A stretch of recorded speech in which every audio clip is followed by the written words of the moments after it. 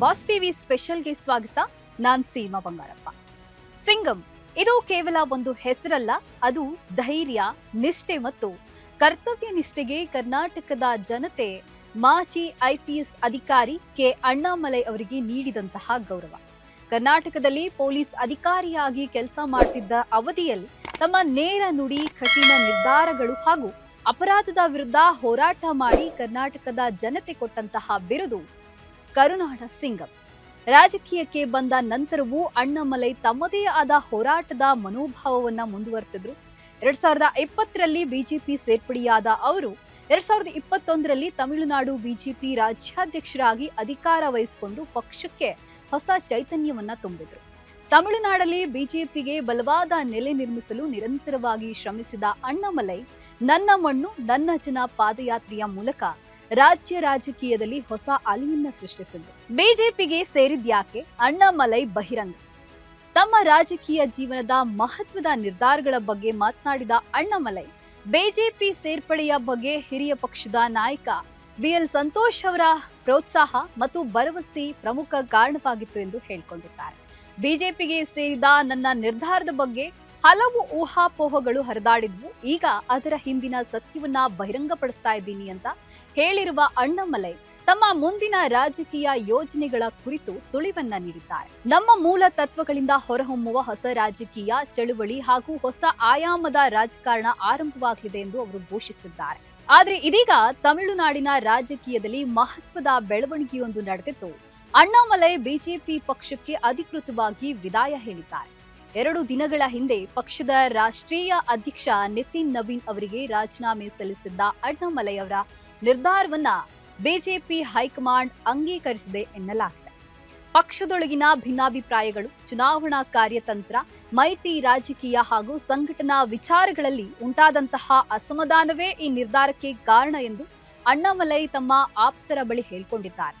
BJP high command ನೀಡಿದಂತಹ ಕೆಲವು ಸೂಚನೆಗಳು ಹಾಗೂ ರಾಜಕೀಯ ನಿರ್ಧಾರಗಳ ಬಗ್ಗೆ ಅಣ್ಣಾಮಲೈ ಅಸಮಾಧಾನವನ್ನ ಹೊಂದಿದ್ರು ಎಂಬ ಚರ್ಚೆಗಳು ರಾಜಕೀಯ ವಲಯದಲ್ಲಿ ಕೇಳಿಬರ್ತಾ ಇವೆ.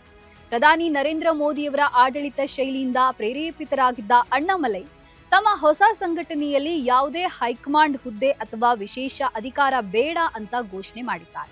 ಬದಲಾಗಿ ತಾವು ಕೇವಲ ಚೀಫ್ ಸರ್ವೆಂಟ್ ಆಗಿ ಕಾರ್ಯನಿರ್ವಹಿಸಿದಾಗಿ ತಿಳಿಸಿದ್ದು ಗಮನ ಸೆಳೆದಿದೆ. ಸಾರ್ವಜನಿಕ ನೀತಿ, ಸುಸ್ಥಿರ ಅಭಿವೃದ್ಧಿ, ಯುವ ಜನತೆಗೆ ಉದ್ಯೋಗಾವಕಾಶಗಳ ಸೃಷ್ಟಿ ಜೊತೆಗೆ ಉದ್ಯಮಶೀಲತಾ ತರಬೇತಿಗಳು ಹಾಗೂ ನಾಯಕತ್ವ ಕೌಶಲ್ಯಗಳ ಅಭಿವೃದ್ಧಿ ಈ ಸಂಘಟನೆಯ ಪ್ರಮುಖ ಗುರಿಗಳಾಗಿವೆ. ಇದು ಕೇವಲ ಒಂದು NGO ಅಲ್ಲ, ಭವಿಷ್ಯದ ತಮಿಳುನಾಡನ್ನ ಮುನ್ನಡೆಸುವ ಯುವ ನಾಯಕರನ್ನ ಸಿದ್ಧಪಡಿಸುವ ತರಬೇತಿ ಕೇಂದ್ರಗಳಾಗಲಿವೆ ಎಂದು ಸಂಘಟನೆಯ ಮೂಲ ಉದ್ದೇಶಗಳಾಗಿವೆ ಎಂದು ವಿವರಿಸಲಾಗಿದೆ. ಹೊಸ ರಾಜಕೀಯ ಚಳುವಳಿಗೆ ಅಣ್ಣಾಮಲೈ ಚಾಲನೆ, ಚೀಫ್ ಸರ್ವೆಂಟ್ ಆಗಿ ಕೆಲಸ ಮಾಡುವ ಘೋಷಣೆ. ತಮಿಳುನಾಡಿನ ಬಿಜೆಪಿ ಮಾಜಿ ರಾಜ್ಯಾಧ್ಯಕ್ಷ ಕೆ ಅಣ್ಣಾಮಲೈಯವರ ಹೊಸ ರಾಜಕೀಯ ಹೆಜ್ಜೆ ರಾಜ್ಯ ರಾಜಕೀಯದಲ್ಲಿ ಭಾರಿ ಚರ್ಚೆಗೆ ಕಾರಣವಾಗಿದೆ. ಅವರು ಆರಂಭಿಸಿರುವಂತಹ ವಿ-ದಿ ಲೀಡರ್ಸ್ ಸಂಘಟನೆಯ ಕಾರ್ಯವೈಖರಿಯನ್ನ ಗಮನಿಸಿದ್ರೆ ಅಣ್ಣಾಮಲೈ ಅವರ ದೂರದೃಷ್ಟಿ ಮತ್ತು ನಾಯಕತ್ವದ ಪರಿಕಲ್ಪನೆ ಸ್ಪಷ್ಟವಾಗುತ್ತದೆ ಎಂದು ರಾಜಕೀಯ ವಿಶ್ಲೇಷಕರು ಅಭಿಪ್ರಾಯವನ್ನ ಪಟ್ಟಿದ್ದಾರೆ. ಪವನ್ ಕಲ್ಯಾಣ್ ಪ್ರತಿಕ್ರಿಯೆ. ಅಣ್ಣಾಮಲೈ ಅವರ ರಾಜೀನಾಮೆ ವಿಚಾರ ರಾಜಕೀಯ ವಲಯದಲ್ಲಿ ಚರ್ಚೆಗೆ ಗ್ರಾಸವಾಗ್ತಿದ್ದಂತೆಯೇ ಪವನ್ ಕಲ್ಯಾಣ್ ಅವರು ಕೂಡ ಪ್ರತಿಕ್ರಿಯೆ ನೀಡಿರುವುದು ಗಮನಾರ್ಹವಾಗಿದೆ. ಒಂದು ಕಡೆ ಅಣ್ಣಾಮಲೈ ಬೆಂಬಲಿಗರು ಮತ್ತು ಬಿಜೆಪಿ ಕಾರ್ಯಕರ್ತರು ಅಸಮಾಧಾನ ವ್ಯಕ್ತಪಡಿಸ್ತಾ ಇದ್ರೆ, ಮತ್ತೊಂದು ಕಡೆ ಹಲವು ನಾಯಕರು ಅವರ ರಾಜಕೀಯ ಪಯಣದ ಬಗ್ಗೆ ಅಭಿಪ್ರಾಯಗಳನ್ನ ವ್ಯಕ್ತಪಡಿಸ್ತಾ ಇದ್ದಾರೆ. ವಿ-ದಿ ಲೀಡರ್ಸ್ ಹೊಸ ರಾಜಕೀಯ ಕನಸು. ಬಿಜೆಪಿಗೆ ವಿದಾಯ ಹೇಳಿದ ಅಣ್ಣಾಮಲೈ ಇದೀಗ ವಿ-ದಿ ಲೀಡರ್ಸ್ ಎಂಬ ಹೊಸ ರಾಜಕೀಯ ಪಕ್ಷವನ್ನ ಘೋಷಣೆ ಮಾಡ್ತಾ ಇದ್ದಾರೆ. ಈ ಪಕ್ಷವು ಯಾವುದೇ ಜಾತಿ, ಮತ ಅಥವಾ ಸಾಂಪ್ರದಾಯಿಕ ರಾಜಕೀಯ ಸಿದ್ಧಾಂತಕ್ಕೆ ಸೀಮಿತವಾಗದೆ ಜನಸೇವೆ ಮತ್ತು ಯುವ ನಾಯಕತ್ವ ನಿರ್ಮಾಣಕ್ಕೆ ಒತ್ತು ನೀಡಲಿದೆ ಎಂದು ಅವರು ತಿಳಿಸಿದ್ದಾರೆ. ಅಣ್ಣಾಮಲೈ ಅವರ ಪ್ರಕಾರ ಸಮಾಜದಲ್ಲಿ ಧನಾತ್ಮಕ ಬದಲಾವಣೆ ತರುವುದು, ಯುವಕರಿಗೆ ನಾಯಕತ್ವದ ಅವಕಾಶ ಕಲ್ಪಿಸುವುದು ಹಾಗೂ ಜನಸಾಮಾನ್ಯರನ್ನ ರಾಜಕೀಯ ಪ್ರಕ್ರಿಯೆಯಲ್ಲಿ ನೇರವಾಗಿ ಭಾಗಿಯಾಗಿಸುವುದೇ ಈ ಪಕ್ಷದ ಮುಖ್ಯ ಉದ್ದೇಶವಾಗಿದೆ ಅಂತ ಅಣ್ಣಾಮಲೈ ತಿಳಿಸಿದ್ದಾರೆ. ಅಣ್ಣಾಮಲೈ ಅವರ ಈ ಹೊಸ ರಾಜಕೀಯ ಹೆಜ್ಜೆ ತಮಿಳುನಾಡಿನ ರಾಜಕೀಯ ಲೆಕ್ಕಾಚಾರವನ್ನ ಬದಲಾಯಿಸುವ ಸಾಧ್ಯತೆ ಇದೆ ಎಂದು ವಿಶ್ಲೇಷಕರು ಅಭಿಪ್ರಾಯಪಟ್ಟಿದ್ದು, ಕರುನಾಡ ಸಿಂಗಂ ಹೊಸ ರಾಜಕೀಯ ಪಯಣದತ್ತ ಈಗ ಎಲ್ಲರ ಚಿತ್ತ ನೆಟ್ಟಿದೆ. ಊಹಾಪೋಹಗಳಿಗೆ ತೆರೆ. ಕಳೆದ ಕೆಲವು ದಿನಗಳಿಂದ ತಮಿಳುನಾಡು ರಾಜಕೀಯ ವಲಯದಲ್ಲಿ ಅಣ್ಣಾಮಲೈಯವರ ಮುಂದಿನ ನಡೆ ಕುರಿತು ತೀವ್ರ ಊಹಾಪೋಹಗಳು ಹರಿದಾಡ್ತಾ ಇದ್ವು. ಇದೀಗ ಬಿಜೆಪಿ ತೊರೆದು ವೇದಿ ಲೀಡರ್ಸ್ ಮೂಲಕ ಹೊಸ ರಾಜಕೀಯ ವೇದಿಕೆಯನ್ನ ನಿರ್ಮಿಸಲು ಮುಂದಾಗಿರುವ ಅಣ್ಣಾಮಲೈ ರಾಜ್ಯ ರಾಜಕೀಯದಲ್ಲಿ ಹೊಸ ಶಕ್ತಿಯಾಗಿ ಹೊರಹೊಮ್ಮುವ ಸೂಚನೆಯನ್ನ ನೀಡಿದ್ದಾರೆ.